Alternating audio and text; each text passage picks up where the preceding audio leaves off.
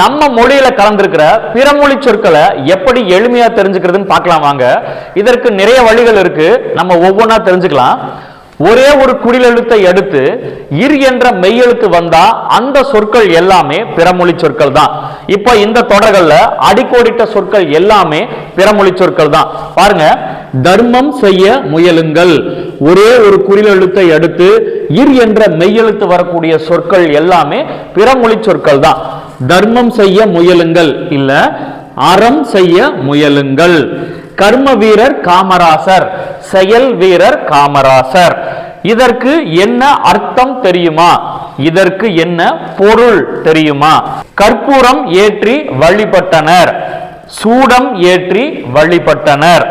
மக்கள் தர்ணா போராட்டத்தில் ஈடுபட்டனர், மக்கள் சாலை மறியல் போராட்டத்தில் ஈடுபட்டனர்.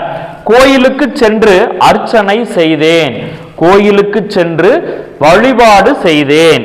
அந்த நிர்வாகி மிகவும் நேர்மையானவர், அந்த அலுவலர் மிகவும் நேர்மையானவர். கடைசியா பாருங்க, பழங்காலத்தில் அதிக தர்ம சத்திரங்கள் இருந்தன, பழங்காலத்தில் அதிக அறச்சாலைகள் இருந்தன.